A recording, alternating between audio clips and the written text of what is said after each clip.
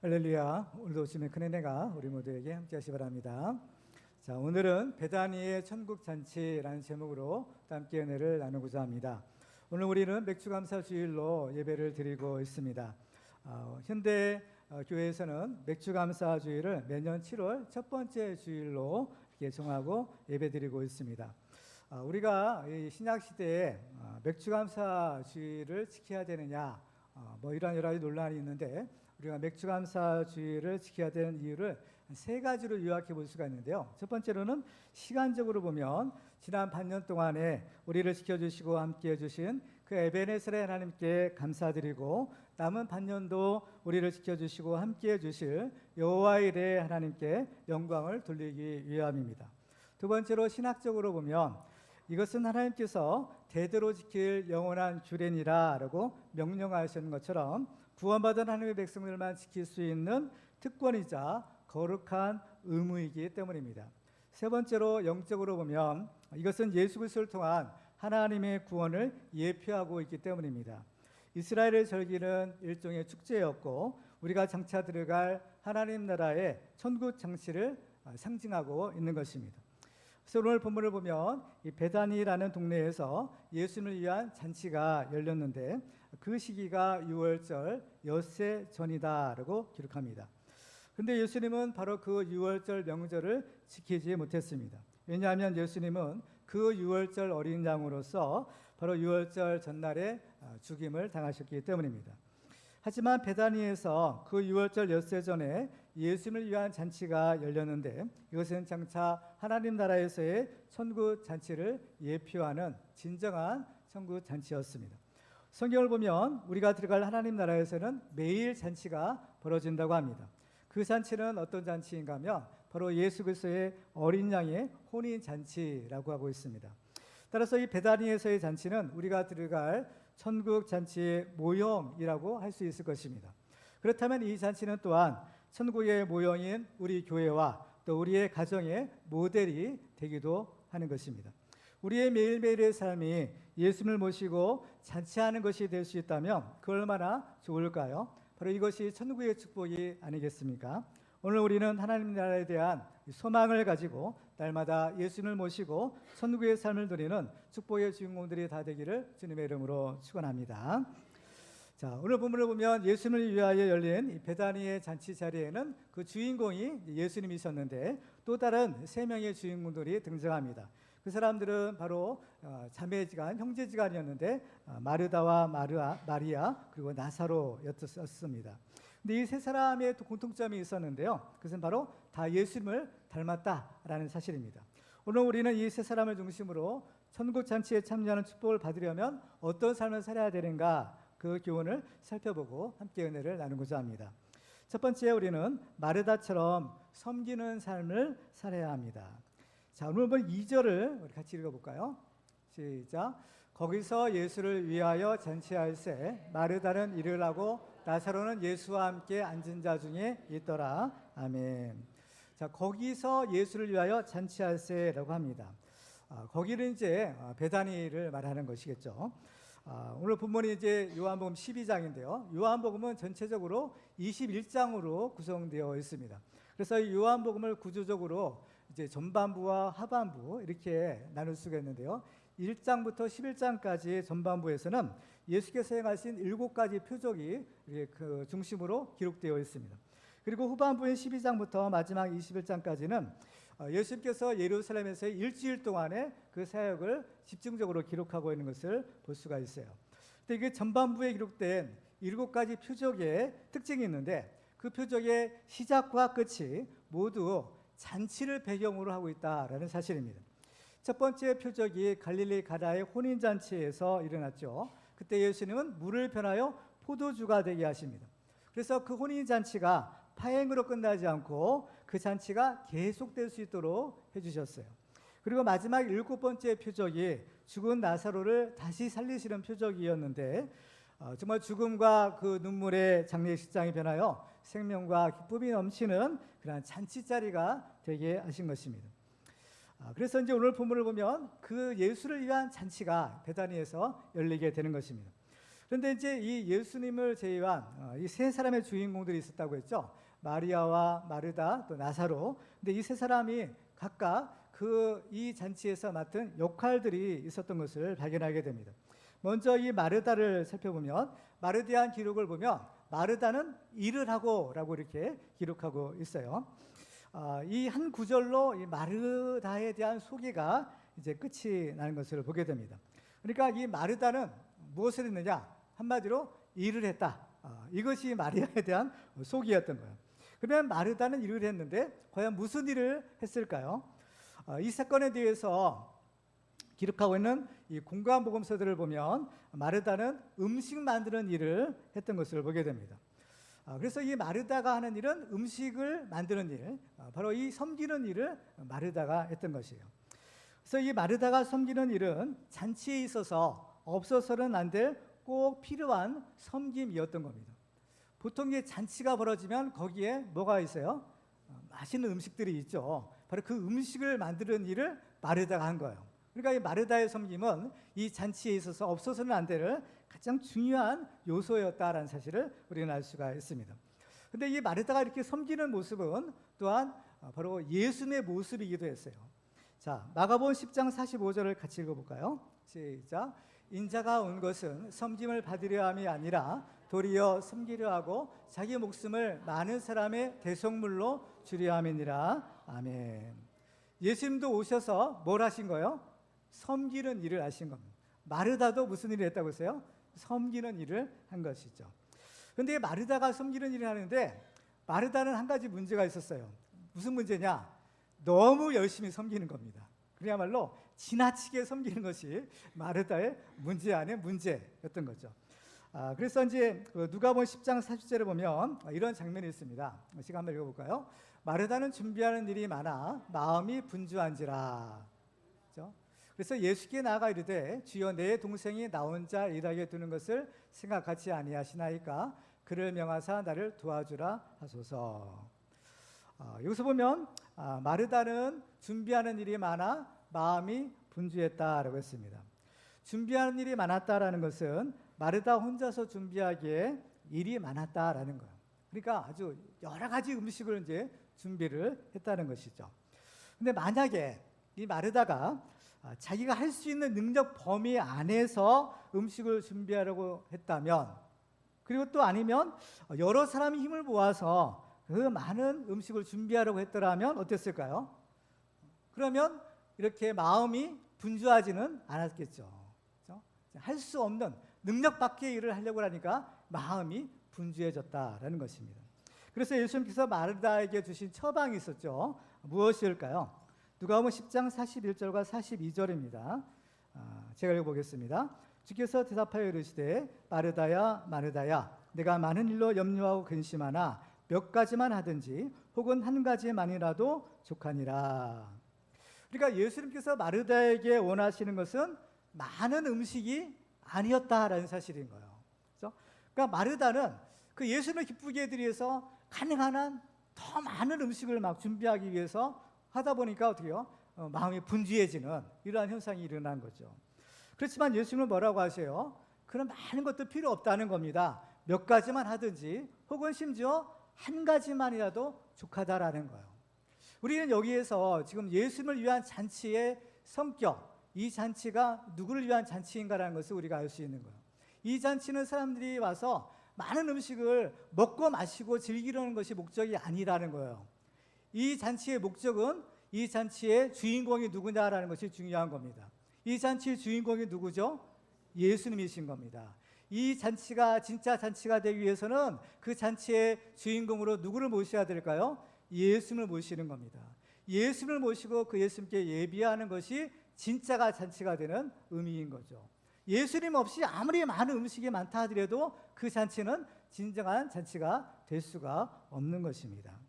그래서 예수님 로마서 14장 17절과 18절은 이렇게 기록하죠. 우리 같이 읽어볼까요? 시작. 하나님의 나라는 먹는 것과 마시는 것이 아니요 오직 성령 안에 있는 의와 평강과 희락이라. 이로써 그리스도를 섬기는 자는 하나님을 기쁘시게 하며 사람에게도 칭찬을 받느니라. 아멘.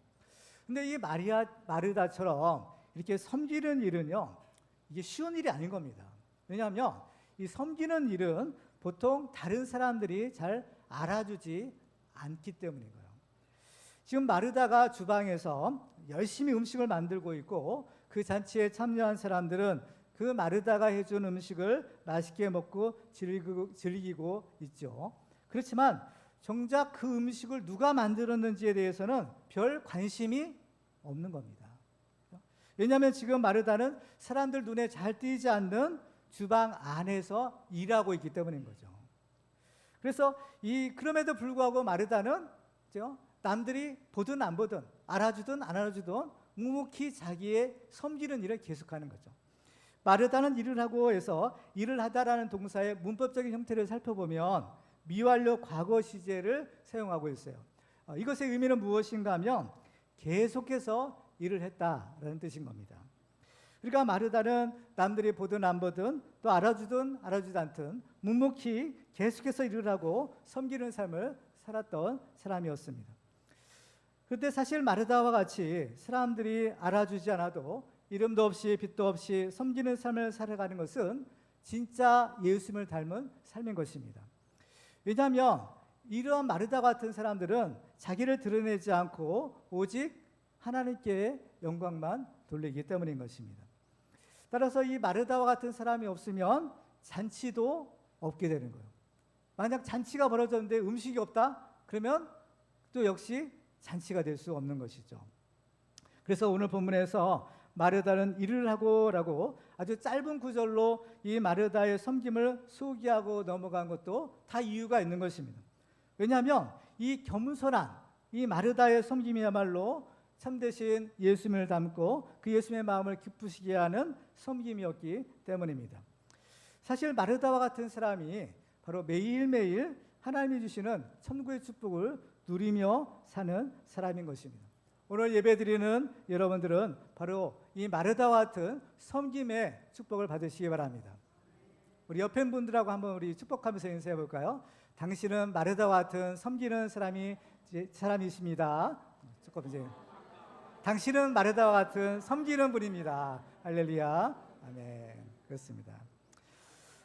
우리도 이 마르다처럼 하나님께서 주신 은혜대로 은사대로 감사와 기쁨으로 우리의 사명과 직분을 감당함으로 매일매일이 천국의 삶이요 또 하나님께 영광 돌리는 축복의 주인공들이 되기를 주님의 이름으로 축원합니다. 자, 두 번째로 우리가 천국 잔치에 참여하려면 나사로처럼 증거하는 삶을 살아야 됩니다. 자, 2절을 다시 한번 읽어볼까요? 시작. 거기서 예수를 위하여 잔치할새 마르다는 일을 하고 나사로는 예수와 함께 앉은 자 중에 있더라. 아멘. 자, 두 번째 주인공은 나사로입니다. 이 나사로에 대한 오늘 본문의 기록은 이 나사로는 예수와 함께 앉은 자 중에 있었다라는 것입니다. 이 나사로는 어떤 사람인가요? 앞부분 1절에 보면 이 나사로는 죽었었다가 예수님이 다시 살려주신 사람입니다. 그렇죠? 만약에 여러분이 만약 나사로다, 이를 만약 죽을 병에 걸렸는데 하나님 은혜로 살려주셨어요. 그렇죠? 죽었다 살아나는 것과 마찬가지죠. 만약에 여러분이 나사로와 같은 은혜를 받았다면 여러분은 이제 어떤 삶을 살고 싶은가요? 어떤 삶을 또 살아야 될까요? 그래요. 여기서 보면 이 죽었다 살아난 나사로가 한 일이 있어요. 뭘 한 일이 있을까요? 예수님 옆에 앉아 있는 거야. 우리가 생각할 때는 뭔가 대단한 일을 했을 것 같은데, 근데 우리의 기대와는 달리 그 성경의 기록을 보면 이 나사로는 예수님 곁에 앉아 있었다라는 겁니다. 앉아 있는 거예요. 앉아 있는 것이 무슨 대단한 일인가 생각할지 모르는데요. 그런데 나사로가 이 예수님 곁에 앉아 있는 것은 결코 작은 일이 아니었다라는 것입니다. 왜냐하면 자 9절 볼까요? 9절 한번 같이 있습니다. 시작. 유대인의 큰 무리가 예수께서 여기 계신 줄을 알고 오니 이는 예수만 보기 위함이 아니요 죽은 자 가운데서 살리신 나사로도 보려 함이로라. 아멘. 지금 이제 잔치가 벌어지고 이 나사로는 예수님 옆에 앉아 있었어요. 근데 사람들이 엄청나게 몰려옵니다. 그 사람들이 몰려온 이유는 두 가지였죠. 하나는 누구를 봐요? 예수를 보기 위하며, 또 하나는 나사로를 보기 위함이었다는 거예요. 그렇죠? 나사로가 죽었다 살아났다는데 어디 진짠가 한번 보자. 아마 이렇게 사람들이 몰렸을지 모르죠. 그러니까 나사로는 가만히 앉아만 있는데 사람들이 제발로 와서 나사로를 구경하러 몰려온 것입니다. 우리 교회도 좀 이런 일이 있었으면 참 좋겠다 생각이 들어요. 그렇죠? 이런 일이 일어났으면 믿습니다. 그럼 왜 나사로는 가만히 앉아만 있는데 사람들이 그렇게 인산이례로 몰려왔을까? 특별히 왜 나사로를 보고자 했을까? 그 이유가 있죠. 나사로는 죽었다가 다시 살아났기 때문인 것입니다. 그렇죠? 만약 나사로가 죽지 않았다면, 또 만약 그러면 어때요? 죽지 않았고 그냥 건강하게 살았어요. 그러면 사람들이 나사로를 보고 싶어 했을까요? 안 그랬을까요? 아마 사람들은 나사로가 누구인지, 그죠? 거들떠보지도 않았을 것입니다. 그런데 나사로가 죽었다가 다시 살아났기 때문에, 그렇죠? 그 나사로가 살아있는 것 자체가 지금 기적이요. 그죠? 기적의 증거죠. 그죠? 하나님이 살려주신 증거가 되는 겁니다. 그렇기 때문에 이 나사로는 사람들의 관심을 받을 만한 사람이었던 거죠. 그리고 더 중요한 일이 있어요. 바로 11절이죠. 11절 같이 읽어볼까요? 시작. 나사로 때문에 많은 유대인이 가서 예수를 믿음이로라. 아멘. 그 나사로 때문에 예수를 믿는 유대인들이 많아졌다는 거예요. 그죠? 그러니까 다시 살아난 나사로는 자기를 살려주시는 예수님이 부활이요 생명이다라는 사실을 알려주는 증거가 된 거죠. 자기의 삶이, 그죠? 자기가 살아있는 것 자체가 예수님께서 죽음에서 다시 살려주셨잖아요. 그 증거가 되는 겁니다. 그죠? 여러분들 죽은 자가 다시 살아날 수 있을까요? 없을까요? 있어요? 없어요? 없어요도 있고 있어요도 있고 지금 막 헷갈리는데요. 사실 있을까 없을까? 있어요. 그렇죠? 상식으로는 안 되는데 성경을 보니까 죽은 자가 살아난 일이 있대요. 그렇죠? 그 증거가 누구예요? 오늘 본문에 보면 나사로야. 그렇죠? 물론 뭐 나인성 가부의 아들도 살리시고 또 이렇게 회당장 야이로의 딸도 살리셨지만 오늘 본문에 보면 그 예수님이 다시 살리신 증거가 나사로가 되는 겁니다. 그렇죠? 그러니까 나사로는 그 자신이 어때요? 주님의 새 생명을 얻은 증거가 되었던 거죠. 그러니까 나사로는 아무것도 하지 않는 것 같지만 사실 나사로는 나사로야 나오너라 라는 주님의 음성을 듣고 다시 살아나는 기적의 주인공, 그렇죠? 하나님의 기적을 체험하고 그가 살아있는 것 자체가 예수 부활의 하나의 증거가 될 수 있었다라는 것입니다. 그런데 사실 나사로뿐만 아니라 예수 믿는 우리도 또 한 번 살아난 사람이 되죠. 거듭난 하나님의 자녀가 되었기 때문입니다. 그렇다면 이제 우리도 어떤 삶을 살아야 되느냐? 이 나사로처럼, 그렇죠? 그 삶으로 그 예수 부활의 증거, 부활의 증거가 되는 삶을 우리도 또한 살아야 되는 것 아니겠어요? 그렇죠? 나사로만 다시 살아난 것이 아니잖아요. 그렇죠? 우리도 거듭나 하나님의 자녀가 되었기 때문에 우리도 나사로와 같은 그러한 삶을 살아야 되는 거죠. 이 누가복음과 사도행전을 기록한 누가는 예수님의 지상 명령을 내 증인이 되거라, 증인의 삶을 말씀하셔요. 그런데 예수 부활의 증인이 되려면 먼저 우리가 거듭나야 되는 겁니다. 그렇죠? 예수님의 부활, 죽었다 살아난 사실이잖아요. 그 예수 부활의 증인이 되기 위해서는 우리 자신이 우리가 어떻게 해요? 우리 자신이 또한 거듭난 경험이 있어야 되는 거예요. 그래야만 그 예수 부활의 증인이 될 수가 있는 것입니다. 우리 자신이 거듭나지 못하는데 어떻게 예수의 부활을 증언할 수 있을까요? 그렇기 때문에 우리는 이 증인의 사명을 감당하기 위해서도 먼저 우리 자신이 거듭나는 역사가 있어야 된다는 사실을 알게 됩니다. 그러니까 이 나사로도 죽었다가 다시 살아나니까 그럼 뭐 별 한 것이 없다고 했죠. 그저 예수님 곁에만 있어도 어때요? 그 사람을 보고 많은 사람이 예수 믿는 역사가 생기게 된 것입니다. 그렇죠? 왜 그럴까요? 나사로가 죽었다 살아났기 때문인 겁니다. 그러니까 우리가 거듭났다면 우리를 보고 또한 많은 사람들이 예수 믿는 역사가 일어나야 된다는 거예요. 그렇죠? 그런데 이것이 쉬워요, 어려워요? 쉬울 수도 있고 어려울 수도 있어요.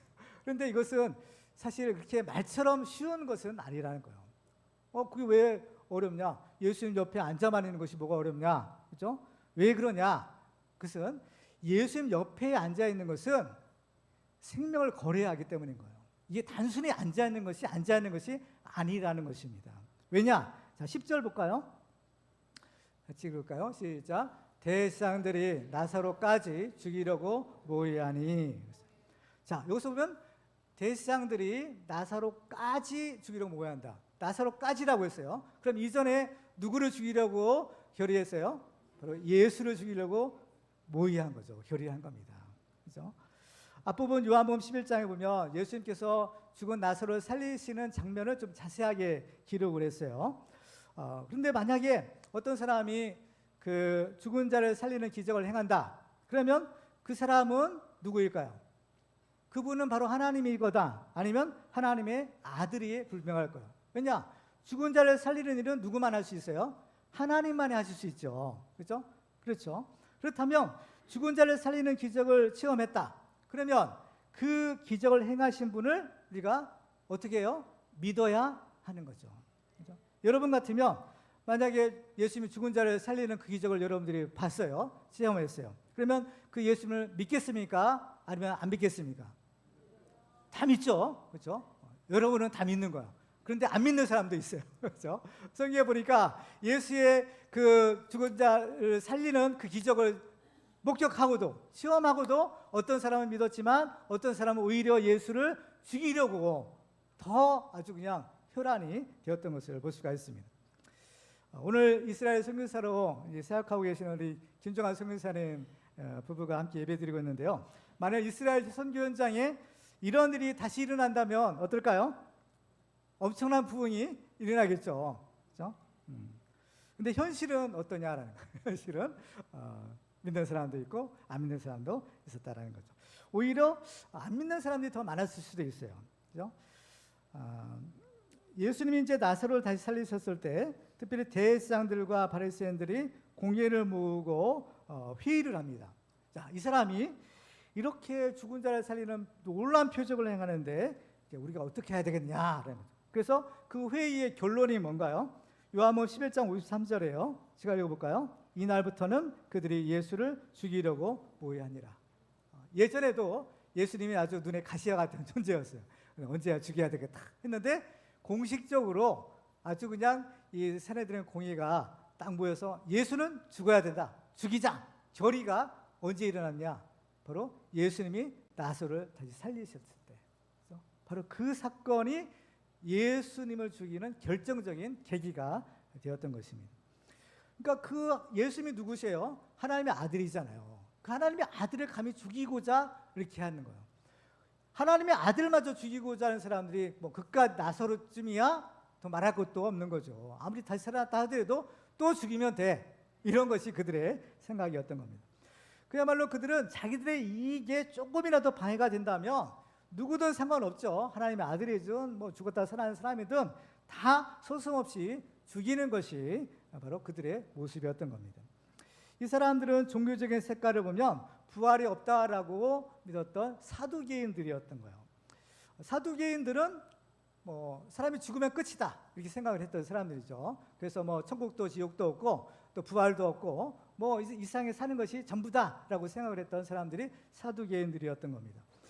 그런데 그들의 그 사두개인들의 이러한 생각과 정면으로 반대되는 사건이 벌어져요. 그게 뭐냐? 바로 나사로가 다시 살아난 사건이고. 죽으면 끝이라고 했는데 죽으면 끝이 아니라는 거예요. 죽어도 어떻게 해요? 사는 일이 일어나는 거죠. 그렇죠? 그래서 이 사두개인들 중심으로 이 나사로도 죽이고 예수도 죽이고 어때요? 다 죽여버리자. 뭐 이런 일들이 일어났던 겁니다.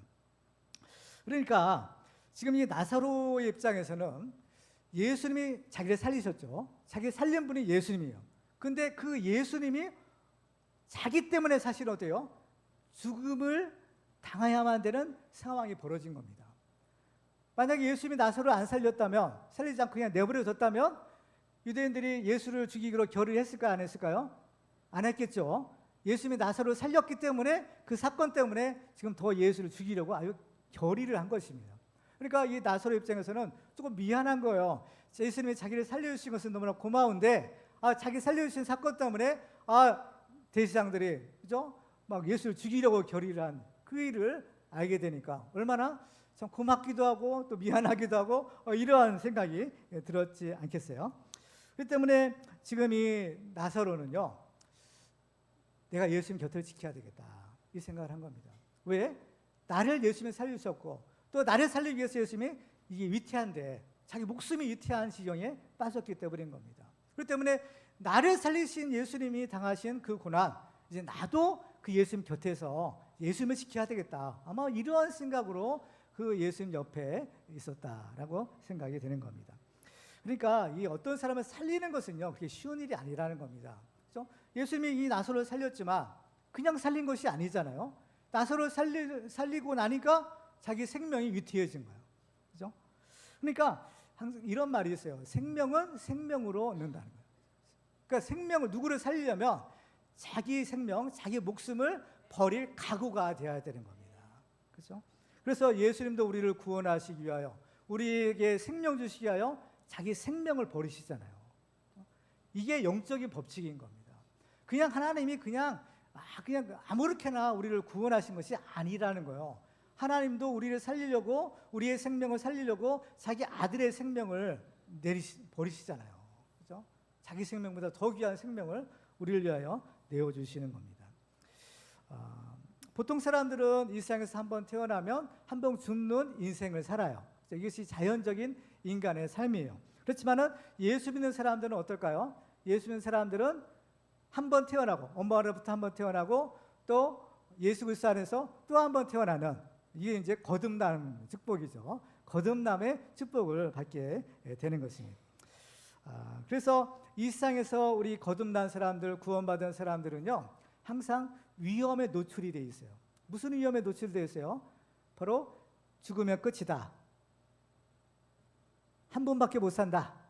우리는 2번 사는데, 그렇죠? 거듭나는데 그것을 부인하는 사람들이요, 다 지금 누구를 죽여요? 거듭난 사람들, 나사로를 죽이고 또 그 나사로를 살린 예수를 죽이고 또 그리스도인들을 죽이는 겁니다. 이게 우리인 거예요. 이 세상에서는 우리는 항상 환난과 박해를 받는 겁니다. 그래서 순교의 피가 흘려지는 거죠. 그러면 이제 우리도 이러한 위협을 받게 된다면 그럼 우리는 어떻게 해야 되냐? 그냥 예수 믿는 거 포기하고, 그렇죠? 말해야 될 것이냐? 그렇지 않은 거죠. 그러니까 우리가 이 신앙의 모델을 바로 이 나사로를 통해서 발견할 수가 있는 겁니다. 나사로는 어때요? 자기를 살리신 그 예수님의 곁을 지킨 거예요. 그렇죠? 그 곁을 지키는 것은 자기의 생명을 걸어야만 하는 일이었던 거예요. 왜? 예수 옆에 있으면 예수님도 죽고 나사로 죽이고자 하는 그 유대인들의 음모에 바로 휩싸이기 때문인 거죠. 그렇기 때문에 나사로가 그냥 아무것도 하지 않고 예수님 곁에만 있었다? 그것이 아니었다라는 거죠.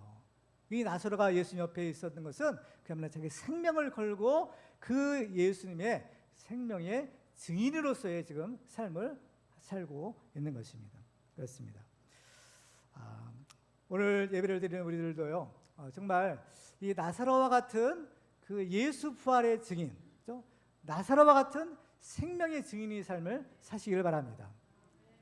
사람들이 여러분을 보고 예수 믿는 역사가 일어나기 바랍니다. 여러분이 증인이에요. 여러분이 증거인 겁니다. 영생이 있다, 천국과 지옥이 있다, 바로 이것의 증거가 여러분의 삶이 되어야 되는 것입니다.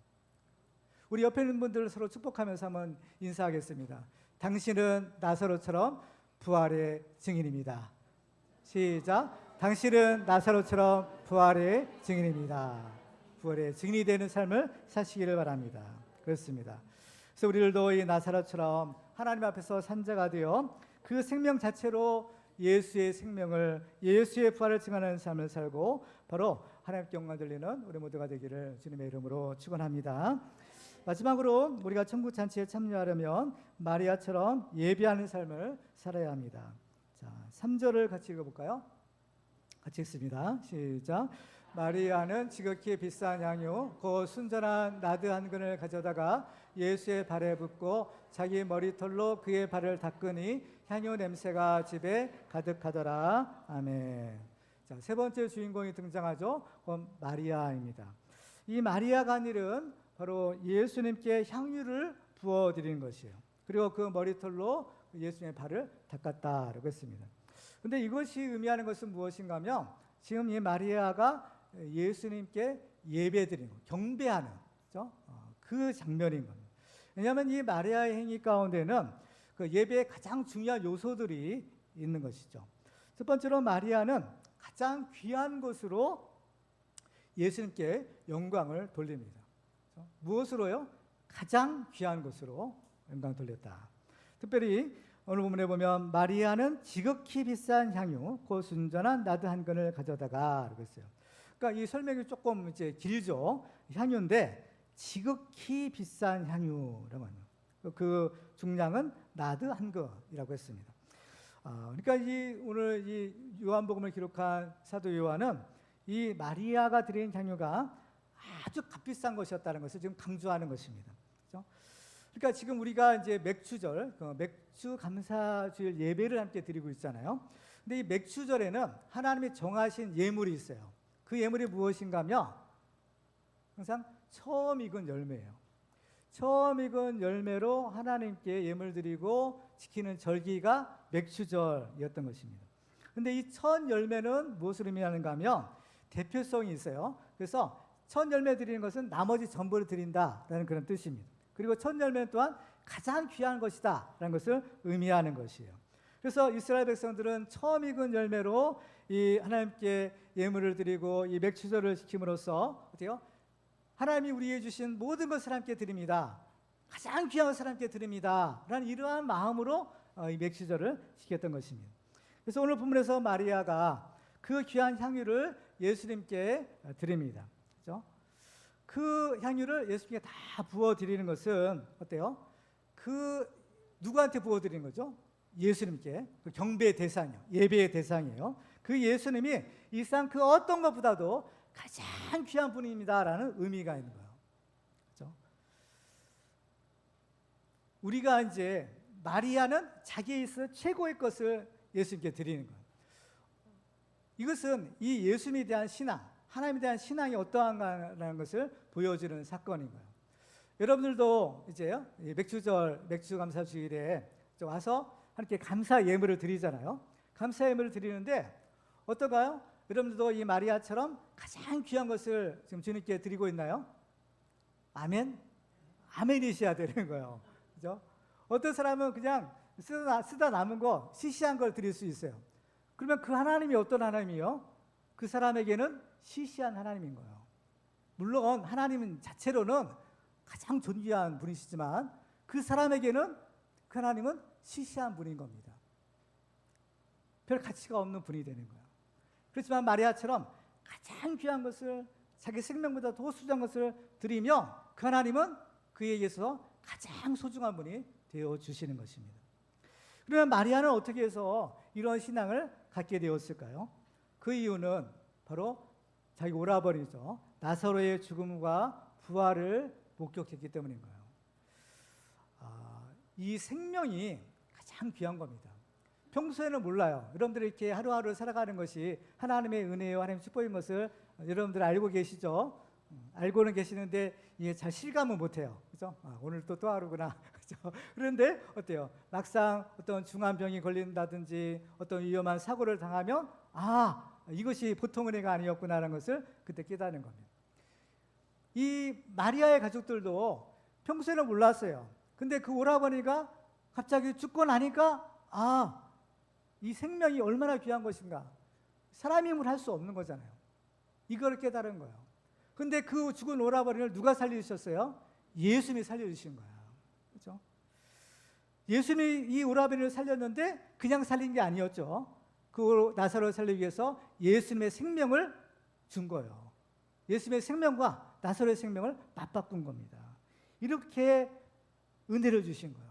그러니까 이 은혜를 체험하고 나니까 이제 이 마리아에게서는 가장 귀한 분이 누가 되는 거예요? 예수님이 되시는 거예요. 예수님. 그래서 마리아는 지극히 비싼 향유를 예수님께 다 부어드리고도 또 자기 머리털로 그 예수님의 발을 닦아드리는 그러한 예수님께 영광을 돌리는 것이죠. 또 마리아는 예수 그리스도에 대한 자기 신앙을 고백하는 행위랍니다. 이 향유라는 것은 향기로운 기름이 냄새가 나는 기름인 거죠. 그래서 요한복음에는 이 향유를 예수님의 발에 부었다라고 했어요. 근데 다른 공관복음서에서는 그 향유를 예수님의 머리에 부었다라고 기록하고 있습니다.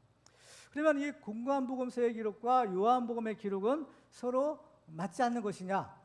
그러면 누구 하나 틀린 건 아니냐? 그죠? 그렇게 생각해 볼 수도 있지 않겠어요? 아니면 마리아가 그러면 향유를 예수님께 2번 부어드렸을까요? 한 번은 머리에 부어드리고 또 한 번은 발에 부어드리고 2번 일어난 것이 아닐까 생각해 볼 수도 있을 거예요. 그렇지만은 물론 그럴 수도 있겠지만 우리가 이 성의 앞뒤의 정황을 이렇게 살펴보면 이 향유를 부어드리는 사건은 한 번이 맞을 것 같아요. 왜냐하면 이 향유의 가격이 어때요? 300데나리온이라고 했어요. 300데나리온은 노동자 한 사람의 하루 일당이 한 데나리온이에요. 그러니까 10만 원씩만 해도 어때요? 300데나리온은 3천만 원인 겁니다. 오늘날로. 그러니까 뭐 요즘에 임금이 좀 올라가지고 더 비싸겠죠. 뭐 4, 5천만 원 될지도 모르겠어요. 그만한 액수가 이 향유의 가격인 거예요.